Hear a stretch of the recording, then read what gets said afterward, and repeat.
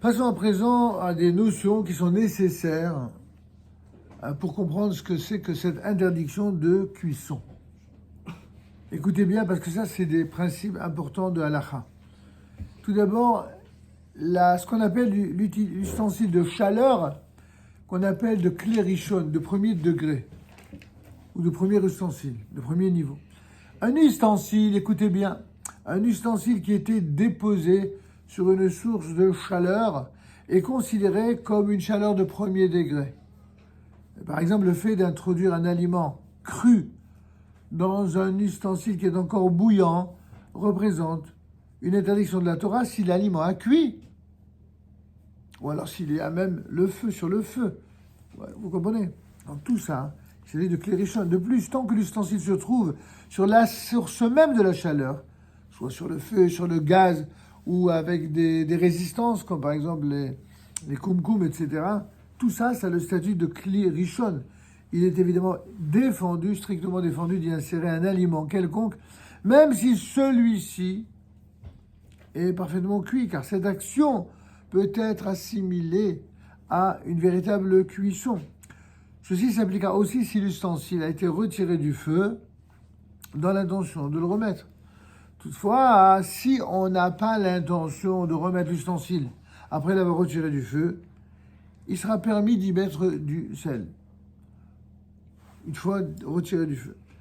Par exemple, un aliment quelconque. Par exemple, on a dit qu'on n'a pas le droit de saler dans des grosses quantités au point de provoquer une cuisson. D'accord? Comme le fait justement de cavouche, de macérer. Mais quand votre épouse ou votre maman ou vous-même, si vous servez un aliment et que vous avez oublié de mettre du sel, vous n'avez pas envie de le manger, fade, vous prenez tout d'un coup, oh là là, il manque du sel. Est-ce qu'on a le droit d'ajouter du sel pour le consommer tout de suite? Oui. Ben oui, on ne va pas considérer ça comme de la cuisson. Pourtant, le sel, apparemment, vous le mettez sur un aliment qui est chaud. Eh ben, c'est pas un problème. Pourquoi? Parce que l'aliment, il est déjà cuit et le sel ne va que donner du goût. Et vous ne le mettez pas pour qu'il cuise, le sel, minimum pour que donner du goût. D'accord? Évidemment, vous n'allez pas en mettre 3 tonnes. Là, il pourrait y avoir problème. En plus, c'est pas le but. Le but du sel, c'est pas de rendre l'aliment inconsommable, immangeable. Ce serait idiot. Et donc, ce ne serait pas la bonne intention. Toutefois, donc, si on n'a pas l'intention de remettre l'ustensile après l'avoir retiré du feu, il est permis d'y mettre du sel ou un aliment quelconque, tant que celui-ci est parfaitement sec et déjà cuit, car un élément déjà cuit ne peut cuire de nouveau. C'est le principe de ce qu'on a dit tout à l'heure. En bichoul achal bichoul. Le cas échéant, ceci est défendu, car un ustensile de chaleur de premier degré a la capacité d'effectuer une véritable cuisson, donc tout dépendra de quel type d'aliment on parle. Même s'il a déjà été retiré du feu, tant qu'il est encore bouillant. Est-ce que c'est clair? Maintenant, ça c'était le premier point concernant l'ustensile de chaleur de premier degré, clérichon. À présent, parlons de l'eau qui est versée d'un ustensile de chaleur de premier degré. C'est ce qu'on appelle en hébreu irouy miklirishon. Ça veut dire, on n'est plus maintenant dans l'eau qui est à l'intérieur du koum-koum, puisque là on n'a pas le droit de mettre dans le koum-koum quoi que ce soit. Mais cette eau elle-même, quand vous appuyez sur votre robinet, l'eau qui coule, ça s'appelle irouy miklirishon. Ça veut dire le fait de faire couler de l'eau qui est bouillante et qui va aller vers un glichénie. Est-ce que c'est clair? Quel est le statut de cette eau versée d'un ustensile de chaleur de premier degré? De l'eau versée d'un ustensile de chaleur de premier degré a le même statut qu'une chaleur de premier degré, comme s'il était sur le feu lui-même. Ainsi, il est permis de verser cette eau, mais seulement sur du sel ou sur tout aliment qui est sec et déjà cuit. Mais sur des aliments qui sont non cuits, il est interdit de la verser, cette eau-là, car cette eau a une capacité cuisante. Elle a la capacité de cuire la partie supérieure de l'aliment. C'est bien clair? Et donc, il est permis de verser de l'eau bouillante sur un biberon de lait froid. Vous n'allez pas mettre de l'eau dans le lait froid, mais par-dessus. Du fait que l'eau versée va cuire seulement la partie supérieure de l'aliment. Or, c'est l'épaisseur de l'ustensile même qui représente cette mesure. Toutefois, on prendra soin de ne pas recouvrir totalement le biberon d'eau chaude, car ceci est considéré, selon certains, comme une autre interdiction, celle d'enfouir des aliments dans une substance qui conserve la chaleur. Cette interdiction, dont on parlera plus tard, est appelée atmana, fait d'enfouir. De nombreux décisionnaires permettent de recouvrir totalement le biberon d'eau chaude. On ne parle plus du lait lui-même, mais le biberon. Si, vous savez, comme le bain-marie, là, j'appelle ça bain-marie, de l'eau bouillante sur le biberon, pour que le biberon, pour que le bébé prenne un lait qui soit, ça c'est permis. Après tout le monde, c'est autorisé, surtout qu'il s'agisse d'un bébé. Passons à présent à l'ustensile de chaleur de second degré. Vous savez que ces points qu'on développe là sont essentiels. Ils vont vous poursuivre dans tous les dîners de Shabbat, surtout concernant la cuisson. Donc retenez bien, chaque élément est important. Ustensile, donc au troisième point, l'ustensile de chaleur de second degré. On a dit d'abord qu'il est richonne, ensuite, Elou Mikli richonne. Passons à l'ustensile de chaleur de second degré, le kli-sheni. Cet ustensile correspond à un récipient dans lequel est versé l'aliment d'un ustensile de chaleur de premier degré. On reprend l'exemple tout à l'heure de la fameuse koum-koum, et on va mettre de l'eau dans un verre, juste un instant. L'eau dans un verre, le verre par rapport au koum-koum, lui, il s'appellera quoi? Kli-sheni. Par exemple, un verre dans lequel on a versé de l'eau d'une bouilloire posée sur le feu, il est considéré comme une chaleur de second degré. Dès le moment où il est dans le verre. Une chaleur de second degré n'a pas la capacité d'engendrer une véritable cuisson, comme pour le kli rishon. Ainsi, il sera permis d'y introduire différents aliments, tels par exemple le sucre, la saccharine, l'huile, l'eau, etc., dans le verre en question. Et il en est de même des soupes instantanées, du cacao ou du chocolat en poudre.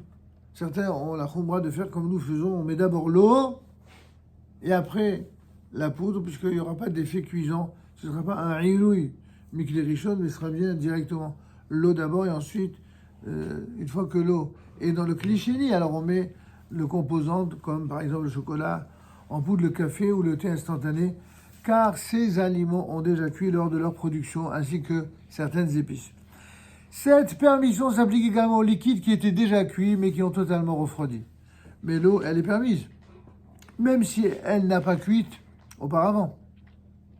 Pourquoi? Parce que l'eau, qu'elle soit cuite ou pas, ça ne change pas sa nature d'eau. Néanmoins, si l'aliment n'est pas du tout cuit, certains se montrent évidemment marmirim, plus rigoureux, car cet acte peut être assimilé à une véritable cuisson. On verra qu'il y a des chumrot particulières, on verra ça en son temps. En tout cas, vous avez quand même compris les différenciations. Nous passons à présent au quatrième point, l'eau qui est versée d'un ustensile de chaleur de second degré. Tout comme on avait dit, premier kli rishon et Elou Mikli rishon, là on a vu kli-sheni, le fameux verre qui reçoit, eh bien Elou Mikli sheni, je vous vois lever la main depuis longtemps, c'est en faisant... C'est ce qu'on a vu ou c'est pour parler d'autre chose? Non, en lien avec le kli rishon. J'avais noté, donc peut-être que c'est faux parce qu'il n'est pas mentionné. Dans le kli rishon, lorsqu'on verse d'un kli rishon, du coup, eau chaude dans de l'eau froide, il y avait un principe de. Ils appelaient ça tata gavar. Tata agavar. Ouais, on parle de ça surtout pour la cuisson dans les lois de Bassal el Khalav. On parle de tata agavar. C'est-à-dire que ce qui est en dessous, c'est cela qui produit un effet sur ce qu'il y a au-dessus. On le dit surtout dans les dynimes de Issour Véter, c'est-à-dire dans les mélanges de lait et de viande. Mais dans les dynimes de Shabbat, on n'utilise pas trop ça. Pas trop ça. Pas tellement. Donc le principe est bon à connaître, mais bon, il ne faut peut-être pas l'utiliser de manière abusive pour l'instant. De l'eau qui est versée d'un ustensile de chaleur de second degré à un statut qui est plus léger. Il a un statut plus léger qu'un ustensile de chaleur de second degré lui-même. Ainsi, est-il permis de verser cette eau, c'est-à-dire on parle toujours du fameux verre qui a reçu l'eau du premier degré, eh bien, il sera permis de verser cette eau sur toutes sortes d'aliments, même si ceux-là ne sont pas cuits, à moins qu'ils appartiennent à la catégorie d'aliments qui cuisent très rapidement. Ça, c'est un chidouche qui a été innové par un grand Talmid Chacham qui s'appelle Rav Neuwirth dans Shemirat Shabbat Kilchata, où là-bas il fait une distinction pour ce qu'il appelle Kalei Avishul, c'est-à-dire notamment les feuilles de menthe qui ont une telle fragilité qu'elles sont particulièrement susceptibles de cuire facilement. Alors certains ont une rigueur particulière, notamment chez nos frères ashkénazim et beaucoup d'autres d'ailleurs, d'ajouter une khumra, de ne pas permettre l'utilisation de l'eau bouillante dans le premier verre, c'est-à-dire dans le kli-sheni, mais d'exiger un nouveau verre, c'est-à-dire un cliché lichi. Voilà. Alors je dois dire que c'est très, dans le milieu pieux, orthodoxe, souvent on tient compte de cette khumra, alors que dans d'autres milieux, pas du tout. Dans le monde séfarade, on n'exige pas, même avec un Kalei Avishul, il suffit de mettre l'eau bouillante d'abord, en premier lieu, et d'attendre un tout petit peu, quelques secondes, pour pas que ça ait un effet comme ça, thermique intense. Et on peut, même le thé, on peut l'utiliser, un sachet de thé, etc. Celui qui veut être marmir, d'avoir à la bracha, évidemment, et celui qui veut être mekel, il a sur qui s'appuyer. Il y a de nombreux poskim sfaradim qui le permettent. En tout cas, si l'aliment, dans le cas du second degré, donc on est d'accord, il est vraiment Kalei Avishul, eh bien, effectivement, ils sont plus rigoureux. Et ces lois s'appliquent aussi aux ustensiles de chaleur de 3e degré. C'est ce que révèle le Grot Moshe, le Shemirat Shabbat Kilchata, etc. On va passer enfin à une autre précision concernant un aliment qui est sec et qui est bouillant. De quoi s'agit-il? Nombre de décisionnaires chez nos frères ashkénazim statuent qu'un aliment sec et qui est bouillant a le même statut qu'un ustensile de chaleur de 1er degré, quand il est vraiment bouillant. Et même si celui-ci a été transvasé dans plusieurs ustensiles. En effet, seules les parois d'un ustensile, ainsi que la sauce de l'aliment, ont la capacité d'amoindrir l'intensité de la chaleur. Ainsi, ils interdisent de verser toutes sortes de liquides froids sur de la viande ou des pommes de terre qui sont bouillantes. Parce que là, forcément, il y aura un effet cuisant. Mais la coutume pour les communautés séfarades, elle est de ne faire aucune différence entre un aliment sec déposé dans un ustensile et une chaleur de second ou de 3e degré. Donc vous voyez qu'il y a quand même des petites différences selon les usages séfarades ou ashkénazes. Bon, à vous de choisir le moment venu, le minhag auquel vous devez vous conformer. Concernant maintenant la loi relative à une louche, qu'est-ce qu'il y a de louche dans une louche? Quelle est la loi particulière concernant la louche? Certains décisionnaires confèrent à la louche le même statut qu'une chaleur de 1er degré. En effet, d'autres, par ailleurs, la considèrent comme un ustensile de chaleur de second degré. Toutefois, le récipient dans lequel on verse le contenu de la louche, lui, est considéré comme une chaleur de 3e degré. Donc imaginez, vous prenez une louche, vous le trempez dans une marmite, la marmite, elle est 1er degré. La louche, elle est, selon certains, 2e degré, selon d'autres, 3e degré. Dans tous les cas, il y a un effet qui est quand même cuisant. Si la louche reste dans l'ustensile d'une chaleur de 1er degré jusqu'à l'ébullition, il est évident qu'elle est considérée comme une chaleur de 1er degré. Ça n'a rien d'étonnant, puisqu'elle est dedans. Une fois qu'elle est sortie ou qu'elle est utilisée comme ustensile, comme une cuillère, et réutilisée par ailleurs, évidemment, elle passe au degré moindre, au degré d'en dessous. Maintenant, qu'est-ce qu'on appelle, c'est pour la définition d'une chaleur dite bouillante. Tout ça, c'est des termes auxquels on est habitué dans la halakha, mais il faut que vous vous habituiez également. Qu'est-ce que c'est que cette définition d'une chaleur bouillante? Cette notion, en vérité, est fondamentale dans les lois de Shabbat. Car en général, un aliment peut cuire seulement s'il atteint un niveau de cuisson minimal. Ce niveau de cuisson correspond à une chaleur telle qu'on ne peut toucher l'aliment sans se brûler la main. C'est ce qu'on appelle, très bien, Yad Solededbo. On a des spécialistes, c'est bien. Yad Solededbo, c'est lorsque la main va se brûler en la touchant. Ceci signifie qu'on retire donc immédiatement la main pour ne pas se brûler. Cette chaleur varie selon les poskim entre 40 et 45 degrés Celsius. Certains, il y en a même qui commencent à 37 degrés, il y en a qui vont 45. En tout cas, certains décisionnaires stipulent que dès que l'aliment est trop chaud pour être consommable immédiatement, c'est-à-dire qu'il risque de se brûler, eh bien cela est déjà considéré comme bouillant. C'est notamment l'opinion du Ben Ishraï, ainsi que le Léviatren du Ravadia, et ainsi telle semble être l'opinion du Kitzur Shulchan Aruch. Toutefois, si la première cuisson a été effectuée dans un four, par exemple à micro-ondes, il est interdit d'agir de la sorte car on craint que la seconde cuisson de nature différente n'engendre une nouvelle cuisson. Vous savez que la cuisson du micro-ondes et la cuisson des autres éléments de cuisson n'ont pas le même statut. Pourquoi? Parce qu'en fait, le principe du micro-ondes, c'est d'agir sur les aliments, mais pas de façon extérieure, pas autour.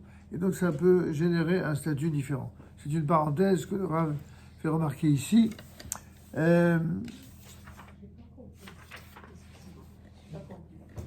Qu'est-ce qu'on n'a pas compris? Parce que la dernière remarque, que la cuisson dans un micro-ondes n'a pas exactement le même statut que la cuisson dans un four ou sur un feu. Et donc, cette cuisson, quand elle est en action, le Shabbat, vous ne pouvez pas utiliser de façon micro-ondes. Donc, il n'y a pas de question sur le micro-ondes lui-même. C'est juste que dans l'hypothèse où quelqu'un se serait laissé aller à faire cuire quelque chose dans le micro-ondes avant Shabbat et qu'il veut le recuire après Shabbat, d'après certains poskim, cette recuisson est une véritable recuisson. Alors que d'habitude on a dit que En Mishul Achad Bishul, dans ce cas-là c'est oui, problématique. Vous comprenez mieux à présent? Bon, c'est un cas vraiment tiré par les cheveux, qui c'est qui va utiliser un cas pareil? Bon, l'avantage de cet ouvrage, c'est d'envisager les cas les plus recherchés.